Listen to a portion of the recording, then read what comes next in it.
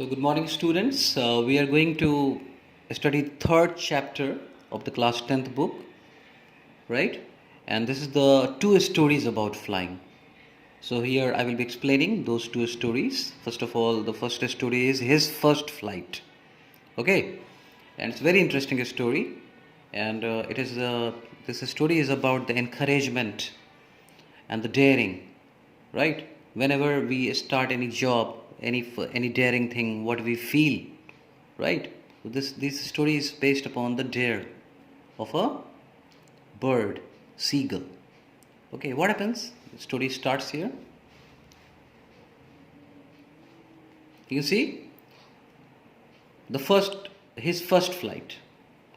The young seagull was alone on his ledge. So here we are talking about a young seagull, right? And he was alone on his ledge. Nobody is there. Ledge means a narrow horizontal shelf projecting from a wall, right? A wall-like structure of a cliff where a stone is projected or protruded, right? That is called the ledge. His two brothers and his sister had already flown away the day before. So why this young seagull is alone over here? Because his two brothers and sister has already flown away one day back.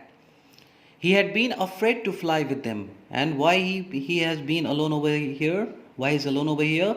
Because he has not dared to fly, right? He could not gather his courage to fly, right? So that is why he is left alone over there. Somehow, when he had taken a little run forward to the brink of the ledge and attempted to flap his wings, he became afraid. What was the problem with him?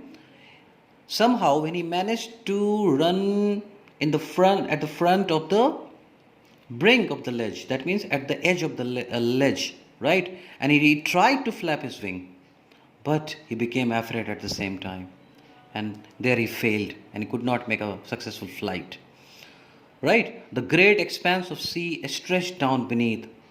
So down that ledge, right? What is the scene over there? It is a very long, very expanded sea. Very great expanse of the sea. Only sea is visible over there, right? And it is stretched far, far away, down beneath. And it was such a long way down. It was very long way down. Okay, miles down. So he felt certain, he was sure that his wings would never support him. Why he was not able to make that flight? Because he was sure of the fact that his wings will not support him. Okay? And so he bent his head and ran away back to the little hole. So what happened? As he became afraid, as he became scared, so what did he do? He went back to his hole under the ledge where he slept at night, where he had slept at night, but all alone. Even when each of his brothers and his little sister, whose wings were far shorter than his own, ran to the brink, flapped their wings and flew away. So what do we see over here? His younger brother and sister, whose wings were smaller in comparison to this seagull, right? So they could gather their courage and they ran and they flapped their wing and flew away. But he failed to muster up courage. He could not gather his courage. He failed to gather his courage to take that plunge, to take that dive. Plunge means dive, which appeared to him so desperate. So according to him, it was a very desperate step to be taken. And he was sure that his wings will not support such a daring act. That is why he could not muster his courage, he could not gather his courage, and he was left behind. Right? His father and mother had come around. So what happened? Whenever we also do something, our parents encourage us. So here goes the same. His father and mother had come around, calling to him shrilly. So they are shouting at him, making a very sharp sound, calling him shrilly, upbraiding him. That means scolding him. What happens when we do not show courage in doing some good thing? What happens? We are scolded by our parents, our teachers. Here the same thing. He was being scolded by his parents, threatening to let him starve on his ledge unless he flew away. So their parents were threatening him. See, if you will not able to fly, right, we will not give you food. You will starve. right? So they were threatening, they were upbraiding him, they were scolding him. Why?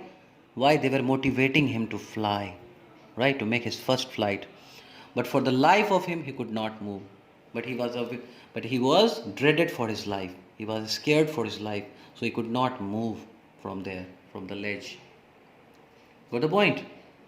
That was 24 hours ago. But this happened 24 hours ago. Since then, nobody had come near him. From that time, nobody has come too close to him, right? The day before, all day long, that means for the entire day, he had watched his parents flying about with his brothers and sister. So, what he has seen for the whole day, that his parents are flying along with his brothers and sister, right? Together with his brother and sister, perfecting them in the art of flight. So why they were flying with them? They were making their art of flight perfect. They were perfecting them in the art of flight because they were a learner. It was their first flight. So teaching them how to skim the waves and how to dive for fish. So they were teaching him how you have to skim, how you have to lightly just touch the surface of the sea, that is called a skimming, and how they have to dive for the fish. He had in fact seen his older brother catch his first herring and devour it. So what he has seen? He has seen that his younger brother had caught his first prey, his first herring, and devoured it. That means he was eating it, he was relishing it, right? He was eating it, enjoying his first catch. Standing on a rock. So where he was standing on a rock and he was relishing his first catch. While his parents circled around raising a proud cackle. So at the same time their parents were very proud of this, at the success of his younger brother. And they were cackling and making a circular movement. Right? Making a round of him. Right? That means they were very happy at the success of his younger brother. And all the morning the whole family had walked about on the big plateau midway down the opposite cliff, taunting him with his cowardice. And for the entire day, what their parents and their brothers and sisters were doing on the big plateau, they were coming right up the half the way of the cliff and taunting him with his cowardice. Cowardice means kayarta in Hindi we say. Lack of courage, that is called cowardice. Taunting means making a fun of him. Right? Making a fun of him, taunting him. Okay. The sun was now ascending the sky. Now it was the daybreak, right? And as the day was progressing, the sun was also rising higher and higher in the sky. Blazing on his ledge, blazing means becoming hot because of the sunshine, blazing on his ledge that faced the south, and that ledge was facing the south. He felt the heat because he had not eaten since the previous nightfall. So his parents were not with him, his brothers and sisters were not with him. He was all alone and he had no food, right? So since he had not eaten anything since the nightfall, so he was feeling the heat of the sun, right? He was feeling the heat of the sun comparatively more. He stepped slowly out to the brink of the ledge and standing on one leg with the other leg hidden under his wing, what he did? He stood on one leg and he hid his one leg under his wing. And he closed one eye. What did he do? He closed one eye, then the other, then he closed other eye. And pretended to falling asleep. That means he was showing them that he is falling asleep. He was pretending. Okay. Still they took no notice of him. So despite this pretentious behavior, nobody showed any interest in him. Nobody noticed him. He saw his two brothers and his sister lying on the plateau, dozing with their heads sunk into their necks. So what he's seeing from there, he saw that his two brothers and sister, they all are lying on the plateau and they are dozing. That means they are taking a nap. And how they are taking a nap? Their heads sunk into their necks. Right? Their heads were sunk into their necks. His father was preening the feather on his white back. What his father was doing?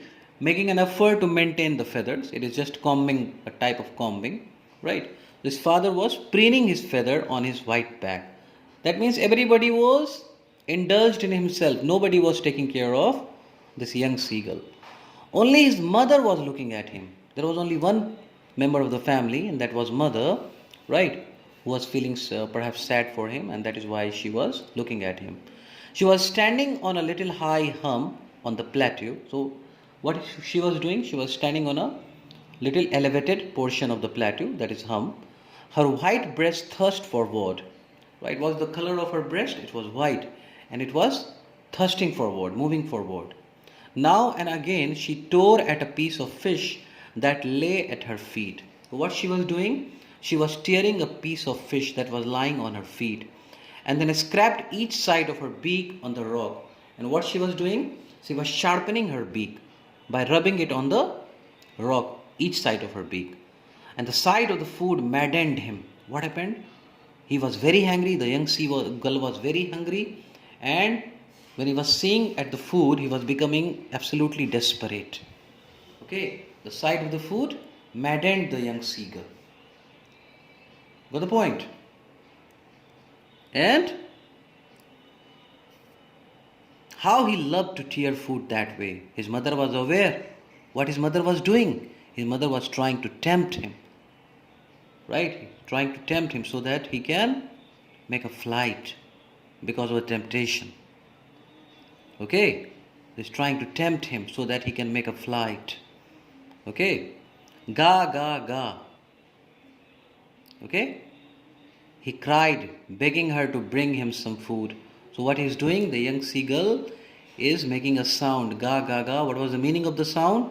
He cried, begging, requesting deeply her to bring him some food. Why? Because he was starving. Okay?